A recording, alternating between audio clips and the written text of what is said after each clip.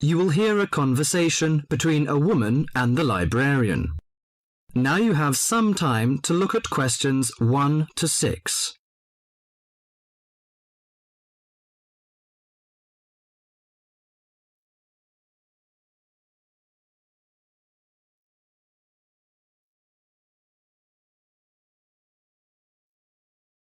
Now listen to the talk and answer the questions 1 to 6. Good morning. Good morning. Can I help you? Yes, I'd like to join the library. We're new to the district, you see. Certainly. Well, all we need is some sort of identification with your name and address on it. Oh dear. We just moved, you see, and everything has my old address. A driving license, perhaps? No, I don't drive. Your husband's would do. Yes, but his license will still have the old address on it. Perhaps you have a letter addressed to you at your new house. No, I'm afraid not. We've only been there a few days, you see, and no one's written to us yet. What about your bank book? That's just the same. Oh dear, and I did want to get some books out this weekend. We're going on holiday to relax after the move, you see, and I wanted to take something with me to read. Well, I'm sorry, but we can't possibly issue tickets without some form of identification. What about your passport? What? Oh, yes, how silly of me. I've just got a new one, and it does have our new address. I've just been to book our air ticket, so I have it on me. Well, that's all right. Your ticket will be ready soon. OK, how many books am I allowed to take out? You can take 4 books out at a time, and you can also get 2 tickets to take out 3 magazines or periodicals. Newspapers, I'm afraid, can't be taken out. Oh, that's fine. Do you have a record library? Some libraries do, I know. Yes, we do. You have to pay a deposit of $5 in case you damage them, but that entitles you to take out 2 records at a time. That's good. Could you show me where your history and biography sections are, please? Yes, just over there to your right. If there's any particular book you want, you can look it up in the catalogue, which you'll find just around the corner. You can also find a touchscreen information service on level 2. Thank you. Oh, and how long am I allowed to keep the books for? Well, the normal loan period is 3 weeks, with 2 weeks extension. Oh dear. We're going away for 4 weeks. Can I renew them now? I'm afraid not. You must do that at the end of 3 weeks. I see. Thank you very much.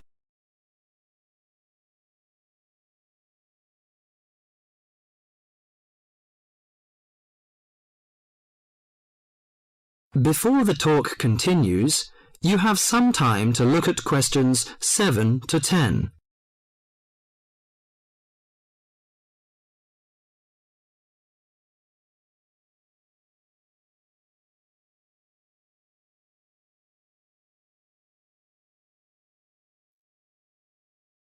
Now listen to the talk and answer the questions 7 to 10. Well, let's go into some details. Your name, please, madam? My name is Barbara. The surname is Cooper. It's spelt as Cooper. Fine. And what's your contact number? If we have new books coming, we can contact you in time. Good. You can call me on 723-6518, but it's better after 5 p.m. You know I have to work during the daytime. Do you need the office number? I don't think so. It's enough. Could you tell me the address? I lived in King Road, but of course you need my new address. It's 25 St. Mary Road, Hanwell. That's Hanwell. Is that right? Yes. Do you need the passport number? I just brought it with me. Here you are. Yes, thank you. The number of your passport is G5798-0942. OK, and your ticket is ready. The number is M930123. Thank you. Could I take a look around and check out some books? Of course, as you like.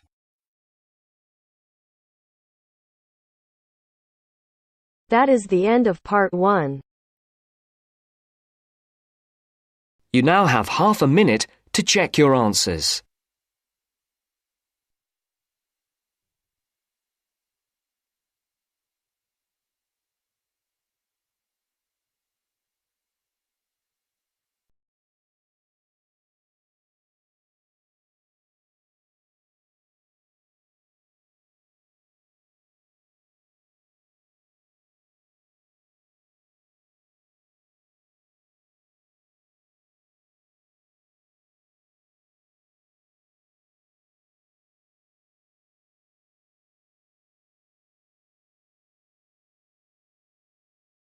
Now turns to Part 2.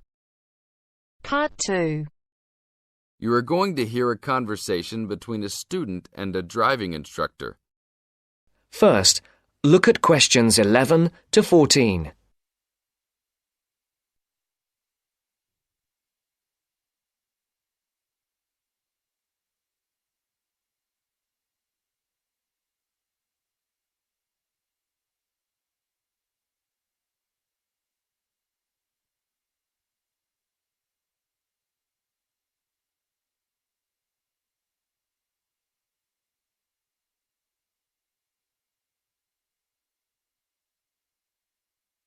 Listen carefully. Hello, I'm going to be your driving instructor today. Are you ready to begin? Hi, hope you don't mind. It's my first time driving a car. Of course not. That's my job. I teach people like you how to become a safe and responsible driver. So let's begin. Remember, the most important rule of driving: safety first. There are some steps to follow. First, you should put on your seatbelt. You should always remember to do that. In case of an accident or emergency, having a seatbelt on is of utmost importance. Okay, I have my seatbelt on. Now what should I do? Start the car. Good. Now make sure that the steering wheel is in the proper position and that your seat is not too far or not too close to the pedals. I'm all ready to go. Should I shift into first gear? Don't forget to put the parking brake down. You don't want to drive with that up. Oh yeah, I almost forgot. If I have the parking brake on, I won't be able to accelerate. Yes, that's right. Now put the car in reverse and slowly back out of the parking space. Good. Put the car in first gear. When should I shift? Is it better to shift slowly or quickly? You can shift whenever you feel is appropriate. This means shifting should occur smoothly. Do not shift too slowly or you will stall. Shifting too fast will waste gas. Shifting is simple. Just remember to shift smoothly. To shift, you will have to push the clutch and then push the gas pedal. Before the broadcast continues, look at questions 15 to 20.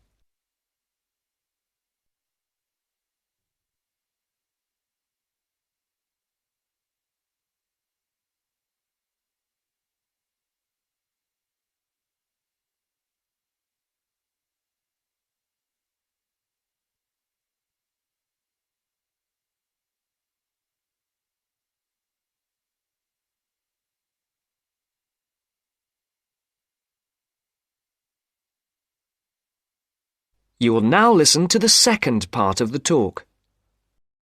Remember, smoothly is the key to good shifting. Like this? Yes, that's good. Now keep it slow. Don't drive very fast just yet. Be sure to constantly check your mirrors for oncoming traffic. Always be aware of everything that is around you, including 3 important things. Remember these 3: people crossing the streets, other cars, and bicycles riding next to you. What should I do if I see a yellow light? Well, it's always better to brake instead of trying to run it.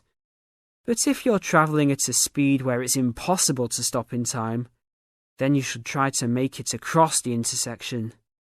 But remember, you should always try to stop. It's the safest way to avoid an accident. Even if I have to brake very suddenly? Yes, even if you have to brake suddenly. What about if a driver behind me is going a lot faster than I am? You should always be ready to move to a slower lane if a driver behind you is forcing you to go faster than you are comfortable with. Never try to speed up to accommodate a faster driver.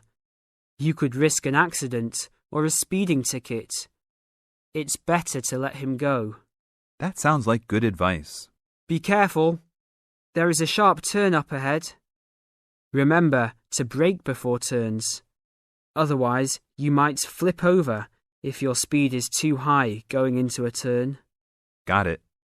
I know that I should always try to observe all traffic safety. That's right.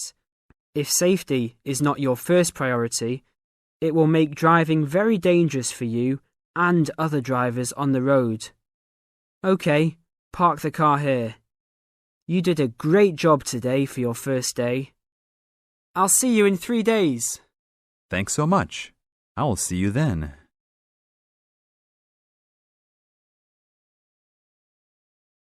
That is the end of part 2. You now have half a minute to check your answers.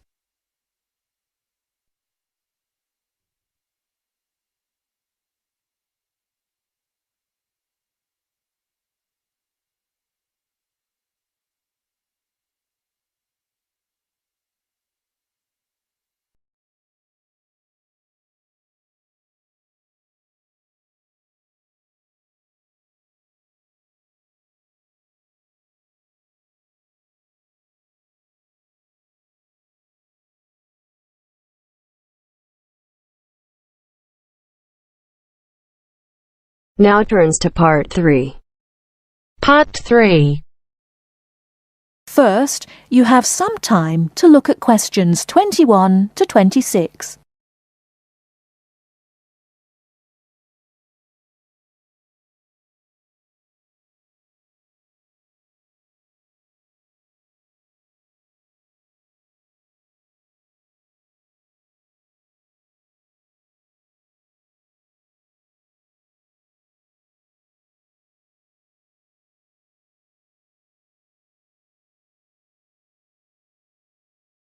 Now listen carefully and answer questions 21 to 26.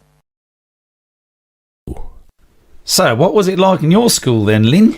Well, South African schools are very different from schools in Australia. For a start, children don't start their schooling until they are 7, quite a bit later than schools in Australia. What about New Zealand, Gail?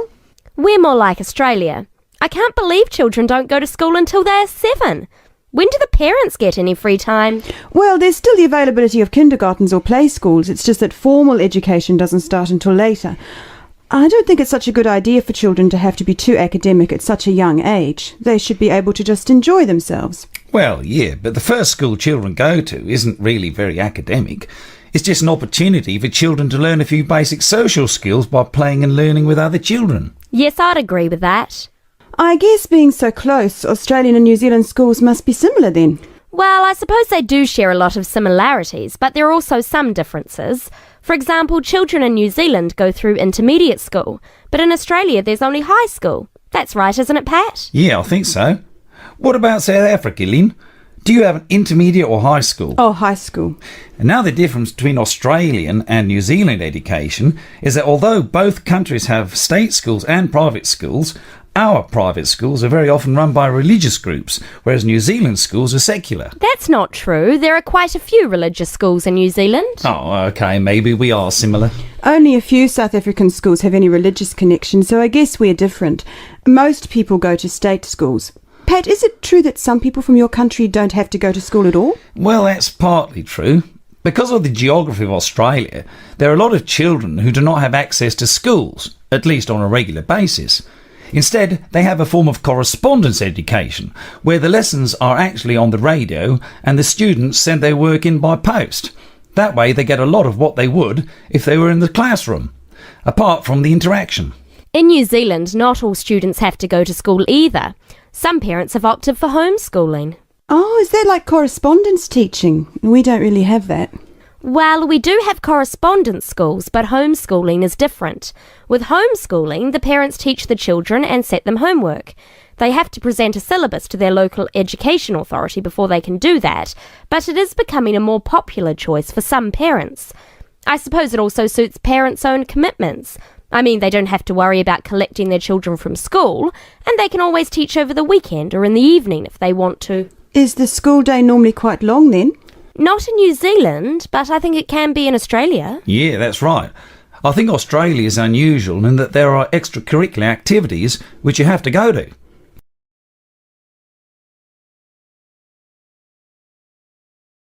Before you hear the rest of the talk, you have some time to look at questions 27 to 30.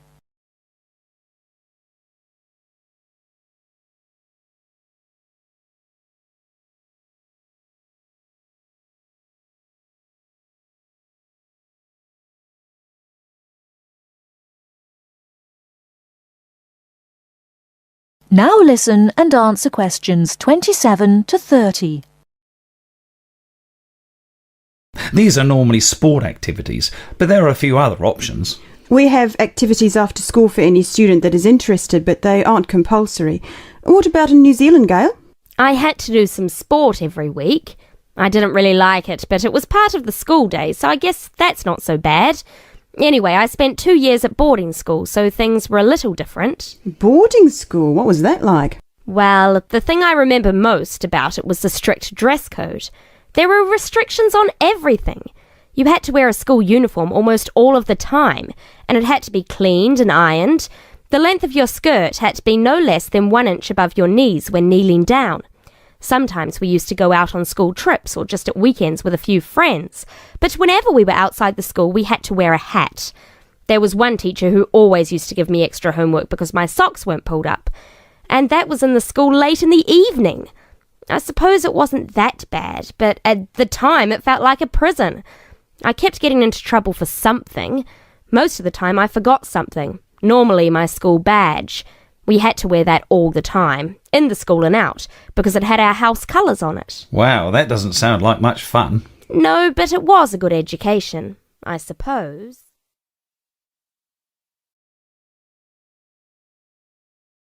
That is the end of part 3. You now have half a minute to check your answers.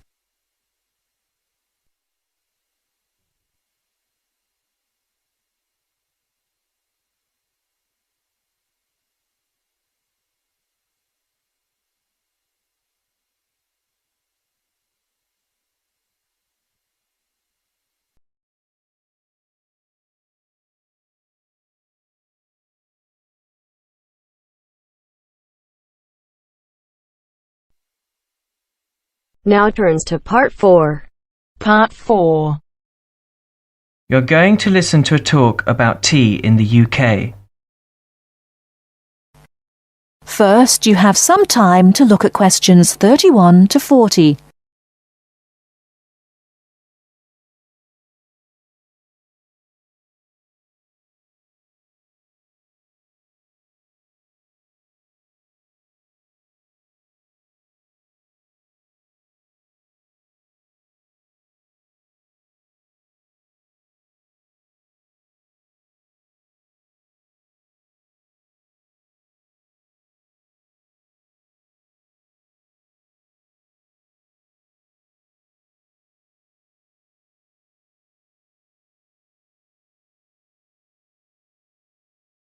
Now listen carefully and answer questions 31 to 40. During the 1930s, there was a popular song which had the title "Everything Stops for Tea," and to millions of British people, a restful cuppa is still an ideal way to relax for a few minutes from the rigours of the day. The English custom of drinking tea has its roots in the 17th and 18th centuries. When first imported to Britain, the exotic cha, or cha, as a Chinese tea was variously called, was considered a man's drink to be enjoyed with colleagues at London coffee shops. These were popular meeting places for many walks of life: politicians, lawyers, poets, actors, and writers. Many London clubs began in this manner, and the famous Lloyd's Insurance underwriters started out as Lloyd's Coffee House. In 1706, the first coffee house that offered tea was Tom's Coffee House, owned by Thomas Twining. He realized that he needed to introduce an added attraction to compete with the many other coffee houses in London, and tea was rare, exotic, and extremely expensive. With these credentials, tea became an exclusive drink and enabled Twining to open a tea shop under the sign of the Golden Lion in the Strand. By the 18th century, the ladies of the more affluent classes were going China mad, using tea as an excuse for displaying their extravagant purchases of Chinese porcelain and Dresden tea sets. A comprehensive tea tray would consist of a teapot and stand, teacups and saucers, sugar bowl, milk jug, and basin for discarded tea and tea leaves. Tea was still expensive and kept in locked tea caddies. Skilled craftsmen fashioned caddies of carved inlaid woods fitted with crystal and precious metals. To ensure the servants weren't tempted by this priceless commodity, the caddy was kept locked, and only the mistress of the house held the key and prepared tea when guests came to visit. No well-brought-up young Englishwoman could consider herself socially acceptable unless she knew how to brew a proper cup of tea. As the 18th century progressed, changes in commerce and working hours resulted in the main meal of the day being taken much later in the evening. The prospect of lasting from breakfast until evening did not appeal to the Duchess of Bedford, who is usually credited with being the first to alleviate late afternoon hunger pangs by introducing a small 4 o'clock meal served with tea. With time, the light, wafer-thin toast or delicate white bread gave way to exotic fillings like tomato and egg, cucumber, chicken, or potted shrimps, followed by buttered scones, crumpets, or elegant pastries. The popularity of tea continued to spread, but it was not until 1839 that the first shipment of Assam Indian tea was landed in Britain. A healthy trade with India was soon established, and tea clippers, like the Cutty Sark, now a museum in a dry dock at Greenwich, were reaching the peak of their sailing days. In 1879, the first limited shipments of Ceylon tea began to arrive, and by 1880 this had been firmly established alongside Indian and China teas, giving the broad range of teas that are available today. There have been few changes in 3 centuries of tea trading. London is still the centre, and indeed Twining still has a shop on the site of the original Tom's Coffee House at 216 The Strand. The name Twining has been linked with tea for over 280 years. Indeed, it was Richard Twining, in his capacity as chairman of the dealers of tea, who in 1784 persuaded Prime Minister William Pitt to reduce the high tax on tea, making the beverage more accessible to the general public.